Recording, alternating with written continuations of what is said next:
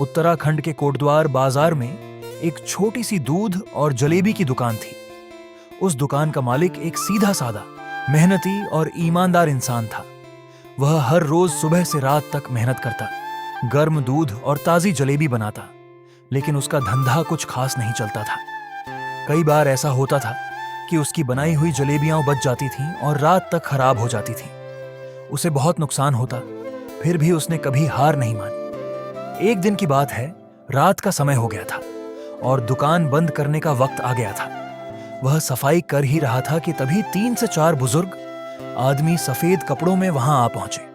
उनके चेहरे पर अजीब सी शांति थी और आंखों में एक अलग सी चमक। उन्होंने धीरे से कहा, बेटा, हम बहुत भूखे हैं, कुछ खाने को मिल सकता है? दुकान वाले ने थोड़ा अफसोस से कहा, बाबा जी, जलेबी तो खत्म हो गई है।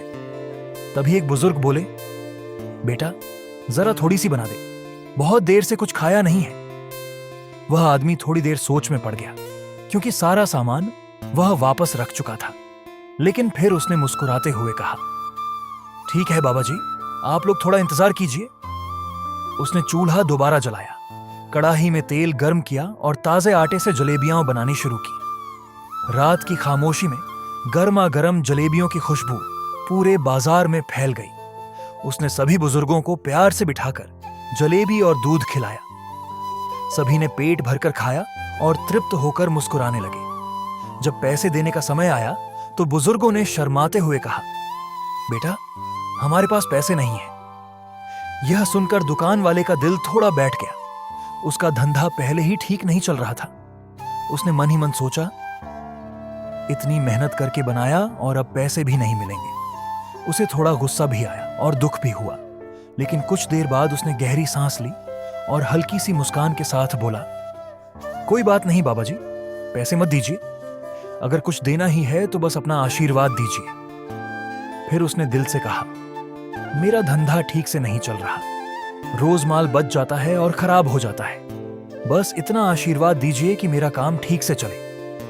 बुजुर्गों ने उसे प्यार भरी नजरों से देखा और बोले, बेटा, चिंता मत कर, कल से तेरा माल कभी नहीं बचेगा।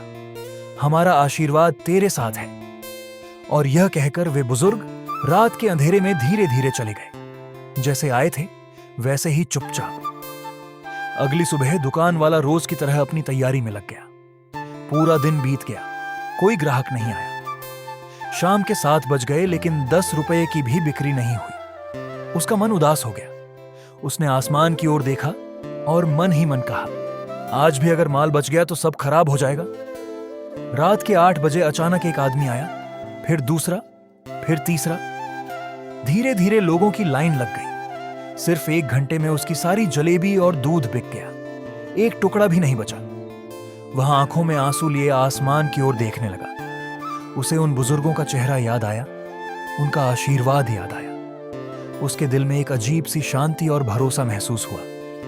उस दिन के बाद से रोज वही होने लगा। दिन में दुकान शांत रहती और रात में सिर्फ 1 घंटे में सारा माल बिक जाता।